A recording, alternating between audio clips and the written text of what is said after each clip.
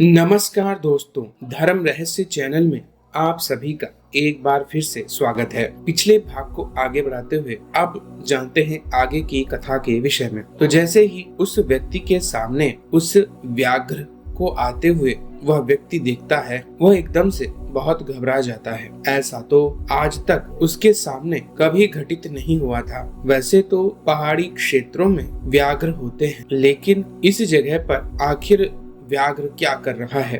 साधक ने एक बात सोची कि अगर मैं जरा सा भी ना हिलूं तो शायद यह मुझे पाषाण की प्रतिमा समझेगा और शायद इसी वजह से मुझे यहाँ से जाने देगा। इसलिए बिल्कुल भी इसकी ओर ध्यान न देते हुए मैं एक टक अपनी साधना करता रहूंगा। और उसने ऐसा ही किया, लेकिन वह यह बात नहीं जानता था कि जंगली जानवर इन सब चीजों को जल्दी समझ लेते हैं और साधना करते हुए भी बहुत सारे दिन उसे बीत चुके थे, तब ऐसा कुछ भी उसके साथ घटित नहीं हुआ था। इसी कारण से उसे लगता था कि यह एक माया हो सकती है, पर सत्य क्या था जल्दी ही स्पष्ट होने वाला था। वह नजदीक आता गया और उसने जब सूंघकर देखा तो वह स्पष्ट रूप से समझ गया कि यह कोई इंसान है। क्योंकि वह भूखा था, इसीलिए उसने तुरंत ही एक जोरदार पंजा उसे मारा। पंजे की चोट से वह अपने साधना स्थल से नीचे गिर गया। अब अगले ही पल उसकी मृत्यु तय थी, क्योंकि व्याघ्र ने अब उसकी गर्दन को पकड़ना शुरू कर दिया था। लेकिन तभी जोर से वह व्याघ्र चिल्लाया। यह शिकार को दबोचने की आवाज नहीं थी, यह थी उसकी चीख जो पहली बार निकली थी, जैसे कि उसे किसी ने बड़ी तेज और जोर से मारा हो। सामने एक साधु अपने त्रिशूल से उसे बड़ी तेजी से मारा था। इससे वह घबरा कर एक तरफ हट गया। उस साधु ने उसे डराया और फिर वह व्याघ्र वहां से दौड़ता हुआ पहाड़ी क्षेत्र से नीचे उतर गया। यह सब कुछ देखने के बाद वह व्यक्ति यह सोच रहा था कि आज तो मेरी जिंदगी का आखिरी दिन होता। भला हो इस साधु महाराज का जो यहाँ आ गए। तब साधु महाराज ने कहा, आप कौन हैं और यहाँ बैठकर कितने दिनों से तपस्या कर रहे हैं? यहाँ पर तपस्या करने का कोई प्रयोजन है क्या? और अगर ऐसे स्थानों पर कोई व्यक्ति इस तरह की साधना करता है तो उसे सदैव सचेत रहना चाहिए, क्योंकि जंगली जानवरों का कोई भरोसा नहीं होता है। आपको अपने चारों तरफ लकड़ियों की एक बाड़ बनाकर साधना करनी चाहिए। यह एक प्रकार से आपकी जंगली जानवरों से रक्षा करेगा और कोई भी जानवर आपके पास नहीं आ पाएगा। यह बात सुनकर उस व्यक्ति ने कहा, आपका विशेष रूप से धन्यवाद। मैं इस बात के लिए आपका सदैव आभारी रहूंगा। आपने मेरे प्राण बचाए हैं। तब उस साधु ने कहा, ठीक है, लेकिन मेरा भी कोई मूल्य है, इसलिए जब तक आप मेरा मूल्य मुझे नहीं चुकाते हैं मैं यहाँ से नहीं जाऊंगा। तब उस व्यक्ति ने कहा, महाराज आप क्या चाहते हैं मुझसे? तब वह कहने लगा, कोई व्यक्ति पर्वत शिखर पर बैठकर इस प्रकार भयंकर साधना रात्रि के समय क्यों करेगा? निश्चित रूप से वह किसी विशालकाय सिद्धि को प्राप्त करना चाहता होगा। मुझे वह मंत्र बता दीजिए जिससे मैं आपकी तरह लाभान्वित हो जाऊं। तब उस व्यक्ति ने कहा, मैं आपको बता तो देता, लेकिन जिसने मुझे यह विद्या प्रदान की है उसने स्पष्ट रूप से मना कर रखा है। तब वह साधु कहने लगा, कुछ भी हो, लेकिन मैंने आपकी प्राणों की रक्षा की है, इसका मूल्य आपको चुकाना पड़ेगा। तब वह व्यक्ति कहने लगा, आप चाहें तो मुझे अपनी सेवा में भी रख सकते हैं, लेकिन मैं गोपनीय मंत्र आपको नहीं बता सकता हूँ, क्योंकि यह बताने के लिए स्पष्ट रूप से मुझे मना किया गया है। मैं अपनी साधना को पूर्ण करना चाहता हूँ। तब वह साधु कहने लगा, ठीक है, मैं भी यहाँ पर साधना करने के लिए ही आया था। आप इस स्थान पर साधना कीजिए, मैं आपसे कुछ दूरी पर रहकर साधना करूँगा। मेरी भी कुछ तांत्रिक सिद्धियाँ प्राप्त करने की इच्छा है। बस आपको एक कार्य करते रहना होगा, आपको मेरे लिए भोजन की व्यवस्था करनी होगी। तब वह व्यक्ति कहने लगा, यह कोई बड़ा कार्य नहीं है, मैं आपके लिए भोजन की व्यवस्था अवश्य कर दिया करूंगा। वह व्यक्ति जानता था कि उसके पास एक दिव्य पात्र है। इसके कारण से वो जो भी फल या दूध इत्यादि की व्यवस्था चाहेगा तुरंत हो जाएगी। इस प्रकार साधु उससे कुछ दूरी पर स्वयं की कुटी बनाकर कोई विशेष तांत्रिक साधना करने लगा और इस व्यक्ति ने भी अपनी सुरक्षा के लिए अब अपने चारों तरफ लकड़ी की एक बाड़ बना दी और उसके अंदर बैठ करके इस प्रकार से साधना करने लगा। एक बार फिर से वही व्याघ्र वहां पर आया, लेकिन वह जब देखता है तो वह चारों तरफ उसके घूमते हुए वहां से निकल जाता है। इस प्रकार अब साधना निर्विघ्न हो रही थी, लेकिन काफी समय बीतने के बाद भी व्यक्ति को सिद्धि की प्राप्ति नहीं हो रही थी।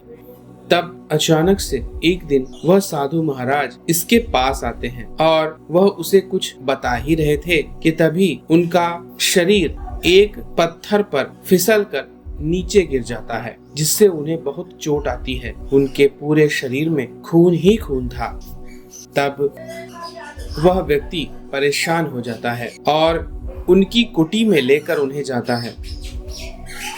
अब समस्या यह थी कि उसे अपनी साधना भी पूर्ण करनी थी और इस साधु की रक्षा भी करनी थी, इसीलिए वह पूरी कोशिश करता है, लेकिन उसके प्राण बचाने के लिए उसे कोई उपाय पता नहीं था कि आखिर वह करे तो आखिर करे क्या। इसलिए वह इधर उधर सब चीजें ढूंढता है पर उसे कुछ भी नहीं मिलता है। लेकिन तभी अचानक से उसके मन में एक ख्याल आता है। उसने जब उस अप्सरा से बात की थी तो उसने बताया था, जीवन में हर समस्या का हल आपके आंखों के सामने ही होता है, पर माया के पर्दे के कारण हम ज्यादातर उस समस्या के हल को नहीं जान पाते हैं। इस बात को बार बार सोचते हुए वह ध्यान करने लगता है कि अगर यह समस्या आई है तो इसका हल तो मेरे साथ ही मौजूद होगा, लेकिन कहाँ है। तब वह अचानक से उसी पात्र को देखता है जो भोजन उत्पन्न करता था। तब उसने उस पात्र से कहा, हे पात्र, तुम मुझे भोजन के रूप में वही औषधि और वनस्पतियां दो जिन्हें खाने से चोट तुरंत ठीक हो जाती हो। तब उसने चमत्कारिक स्वरूप में वहां पर विभिन्न प्रकार की वनस्पति कच्ची अवस्था में प्रकट कर दी। इससे अब उसके पास प्राकृतिक वनस्पतियां मौजूद थीं। उन प्राकृतिक वनस्पतियों का काढ़ा उसने साधु महाराज को पिलाना शुरू कर दिया और पत्थर पर उन वनस्पतियों को कूचकर जहां जहां उन्हें चोट लगी थी वहां वहां पर रखकर उनकी सेवा करने लगे। लेकिन इस कार्य में उनके 2-3 दिनों की साधना पूरी तरह भंग हो गई, क्योंकि उन्हें साधु महाराज के प्राणों की रक्षा करनी थी। कुल मिलाकर आखिरकार 5वें दिन साधु को होश आ गया और उसने जब सारी बात को जाना तो इस व्यक्ति से पूछा, तुमने मेरे प्राण बचाने के लिए अपनी तांत्रिक साधना को भंग कर दिया है, तुमने ऐसा क्यों किया? तब उसने कहा, आपने भी तो मेरे प्राण बचाने के लिए व्याघ्र से लड़ाई की थी और साधना तो मैं दोबारा भी कर सकता हूँ, लेकिन आपके प्राण में कैसे जाने दे सकता था? आपकी रक्षा करना मेरा सबसे बड़ा कर्तव्य था और व्यक्ति का धर्म सबसे पहले उसे यही सिखाता है कि सबसे उपयुक्त आचरण को सबसे उपयुक्त समय पर ही करना चाहिए। साधना और सिद्धि प्राप्ति के लिए मेरे पास पूरी जिंदगी पड़ी है, लेकिन किसी के प्राण बचाने के लिए मेरे पास एक यही मौका था। यह सुनकर साधु बहुत प्रसन्न हुआ। उसने कहा, ठीक है, मैं तुम्हें कुछ देना चाहता हूँ। तब इस व्यक्ति ने पूछा, बताइए आप मुझे क्या देना चाहते हैं? तब साधु ने कहा, मेरे पास दिव्य अप्सराओं के सिद्ध किए हुए मंत्र हैं। अगर तुम इन मंत्रों का जाप करोगे तो तुम्हारे पास बहुत सारी अप्सराएं आ जाएंगी और जिस भी अप्सरा को तुम चाहते होगे वह तुम्हारी प्रेयसी बनकर तुम्हारे साथ जीवन भर रहेगी। यह बात सुनकर वह व्यक्ति बहुत प्रसन्न हो गया। उसने कहा, आपने तो मेरी परेशानी का हल ही भेज दिया है। आपके कहे अनुसार अगर मैं आपके द्वारा दिए गए मंत्रों की साधना करता हूँ तो मुझे अप्सराओं की प्राप्ति होगी, इसीलिए मैं अपनी मनचाही अप्सरा को प्राप्त कर पाऊंगा, क्योंकि वह तो मुझे छोड़कर चली गई। शायद ही वह वापस आए, क्योंकि मुझे तो कई महीने बीत चुके हैं। लेकिन इतना मुझे अवश्य पता है कि किया गया कोई भी कार्य कभी असफल नहीं जाता है। मुझे भगवान शिव पर पूर्ण विश्वास है। यह संपूर्ण कैलाश का क्षेत्र, जहाँ से हिमालय है, वहाँ से लेकर हिमालय के अंतिम छोर तक माँ पार्वती का क्षेत्र है। यह भगवान शिव की ससुराल भी है, इसीलिए यह दिव्य सिद्धियों से भरे हुए क्षेत्र हैं।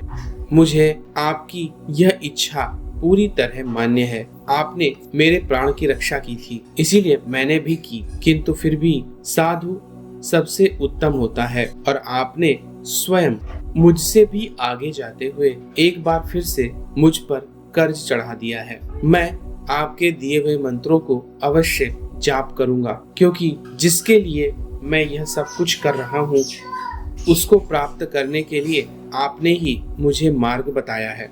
यह सुनकर वह साधु भी प्रसन्न हो गया। उसने कहा, ठीक है, मैं तुम्हें अत्यंत गोपनीय अप्सराओं को सिद्ध करने की विद्या प्रदान करता हूँ। इसका जाप करो। आओ मेरे पास आओ, मैं तुम्हारे कान में इस मंत्र को फूंकता हूँ।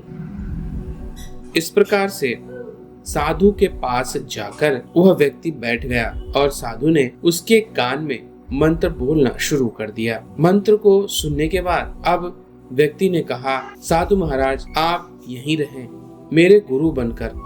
मैं अब अपनी भीषण तपस्या को शुरू करना चाहता हूँ। आपके कहे अनुसार रात्रि के समय मैं रोजाना इस मंत्र का अखंडित रूप से जाप करूंगा, जब तक कि स्वयं स्वर्गलोक की अप्सराएं यहाँ आकर मुझे दर्शन ना दे दे। इस प्रकार जब वह व्यक्ति रोजाना साधना करने लगा और उसके कुछ ही दूरी पर साधु अपनी कुटिया में बैठा हुआ अपनी साधना करता रहता था। लेकिन एक दिन उस व्यक्ति ने एक दृश्य देखा। साधु की कुटिया में साधु की जगह एक अत्यंत ही रूपवती कन्या तपस्या करते हुए दिखाई दे रही थी, जिसके पास वही व्याघ्र तेजी से आ रहा था जिसने एक बार पहले उस पर हमला किया था। यह व्यक्ति बड़ी तेजी से इस बात के लिए घबराने लगा कि यह व्याघ्र उस कन्या को खा जाएगा। आगे क्या हुआ जानेंगे हम लोग अगले भाग में। तो अगर यह जानकारी और कहानी आप लोगों को पसंद आ रही है तो लाइक करें, शेयर करें, सब्सक्राइब करें। आपका दिन मंगलमय हो। जय मां पराशक्ति।